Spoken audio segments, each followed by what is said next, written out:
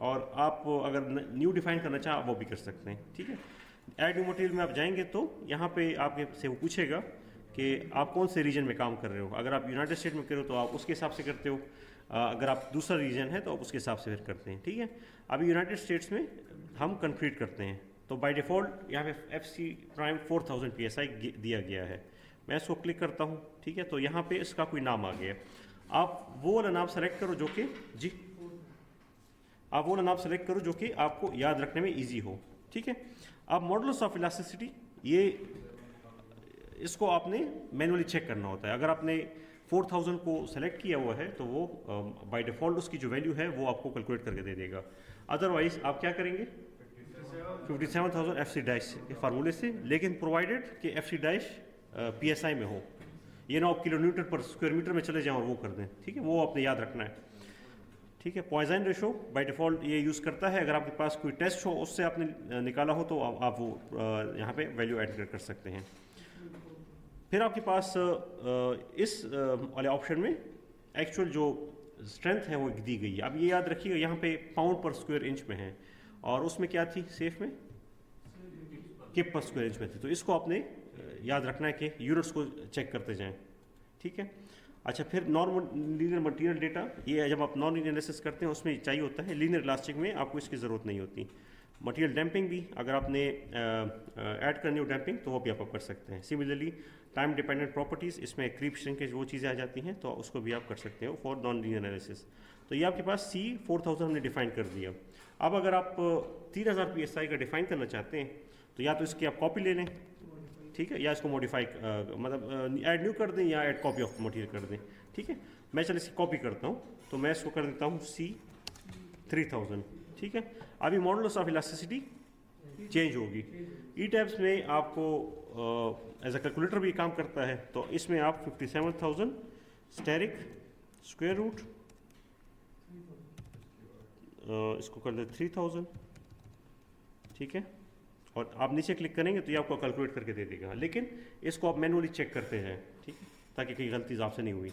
अच्छा, अभी modify show material property में जाएंगे और यहाँ पे इसको 3000 कर देंगे, ठीक है, और बाकी चीज़ अपनी जगह पे होंगी, इसको हम ओके कर देंगे, ठीक है। ये आपका कंक्रीट डिफाइन हो गया अभी, ठीक है। रिबार आपने यूज़ करें, स्टील यूज़ नहीं करना। स्टील का मतलब है स्ट्रक्चरल स्टील, ठीक है। अभी हम यहाँ पे देखें, यहाँ पे स्टील है, एक रिबार है, तो आप जब स्टील को सेलेक्ट करोगे तो आप अगर स्टील आपके जहन में होगा तो आप स्ट्रक्चरल स्टील को सेलेक्ट कर लेंगे, जो कि फिर आपको डिज़ाइन में इशू आएगा। जो जिस तरह आपने वो बताया ना कि कॉलम्स नीचे ऊपर, तो वो इस तरह की इश्यूज आ जाते हैं जो कि बज़ाहिर मॉडलिंग में इशू नहीं होता, लेकिन इस तरह की डेफिनेशन में इशू आ जाती है, ठीक है।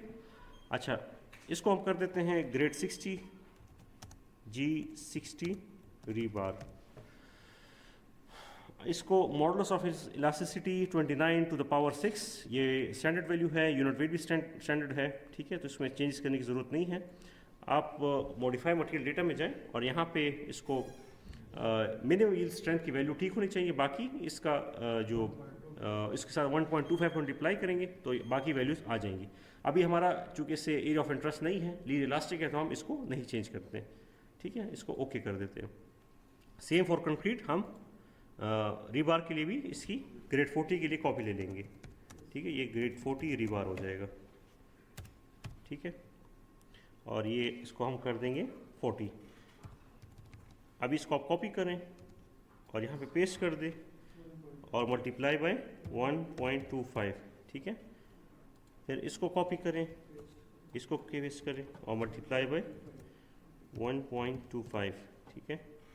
फिर इसको कॉपी करें और इसमें पेस्ट कर दें, मल्टीप्लाई बाय 1.25, ठीक है, तो आपकी ये चीज़ भी करेक्ट जी।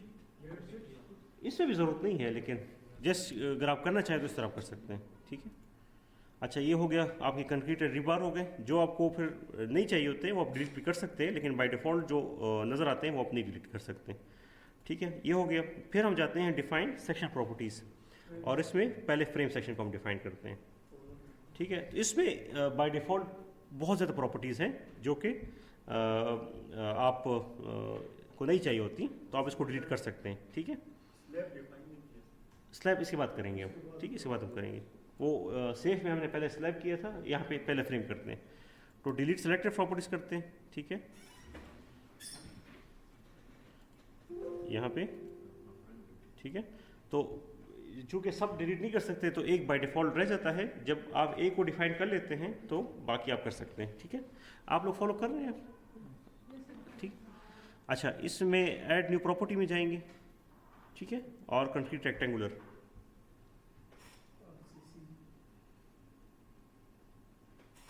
आप इसका कोई ऐसा नाम रखें जो कि आपको इजी हो याद रखने में, ठीक है।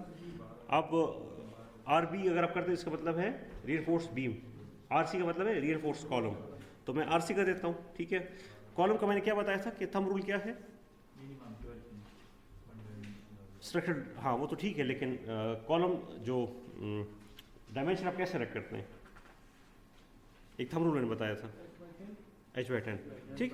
उससे आपको एक टिपिकल वो मिल जाता है उसकी क्या डायमेंशन होनी चाहिए। और दूसरा, अगर रेक्टेंगुलर कॉलम हो तो लार्जर फेस कहाँ पे आप रेस्ट करते हैं, ठीक। अगर एक्स डायमेंशन आपकी 100 फीट है और कॉलम आपका 15x12 है तो 15 इंच कहाँ पे होगा, 100 पे होगा, और दूसरा उस पे होगा, ठीक है। तो यहाँ पे इसको हम कर देते हैं 12 इंच बाय 12 इंच, ठीक है। आप इंच भी यूज़ कर सकते हैं और आप जो इंच का सिंबल है वो भी यूज़ कर सकते हैं। इसको आप कर दें 12, इसको भी आप कर दें 12, ठीक है। अच्छा, मॉडिफायर्स मैंने आपको बताए थे कि कॉलम में क्या होते हैं, 0.70, ठीक है। ये आपको हो जाएगा 0.7 और 0.7, ठीक है। अच्छा, ये बताएं आपका पार्ट सेकंड कहाँ से स्टार्ट हुआ था, पार्ट सेकंड कहाँ से स्टार्ट हुआ था, कहाँ तक हम पहुँचे थे, हमने ड्रॉ किया था, अच्छा ठीक, ताकि वो कवर हो जाए ना टाइम की, मैं देख के बस। अच्छा, इसमें ये बाय डिफ़ॉल्ट आप देखें कॉलम सेलेक्ट हुआ है, ठीक है। आपने जो लॉन्गिट्यूडनल बार्स डिफाइन की हैं और जो दूसरी बार्स है उसको आप यहाँ से अपना सेलेक्ट कर लें, कन्फाइनमेंट बार। अभी रेक्टेंगुलर है तो in the shape of ties होगा, और यहाँ पे रीइंफोर्समेंट टू बी डिज़ाइन होगा, ठीक है। हम सॉफ्टवेयर को कहते हैं कि आप हमें डिज़ाइन करके दे दें। अगर हमने चेक करना हो, एग्जिस्टिंग कोई ड्राइंग आपके पास हो, कोई एग्जिस्टिंग बिल्डिंग की डिटेल्स हो, तो आप रीइंफोर्समेंट टू बी चेक करेंगे, फिर उसकी कैपेसिटी आप मालूम करेंगे। अक्सर ये यूज़ होता है फॉर कोई बिल्डिंग है उस पर ऊपर दूसरा फ्लोर बनाना है, उसके लिए हम पे इसको यूज़ करते हैं, ठीक है। अगर वो सेटिस्फाई नहीं करता फिर आप सूटेबल रेट्रोफिटिंग टेक्निक वो करते हैं, अप्लाई करते हैं। तो ये आपका हो गया, मॉडिफाई रीबार हो गया, और इसको ओके कर देते हैं। अभी जो दूसरा है इसको आप डिलीट कर सकते हैं, ठीक है। अभी इसको थोड़ा मॉडिफाई करते हैं, ये 12x12 होना चाहिए, ये 2 मैंने लिख दिया गलती से, ये हो जाएगा आपका 12x12 इंच, ठीक है।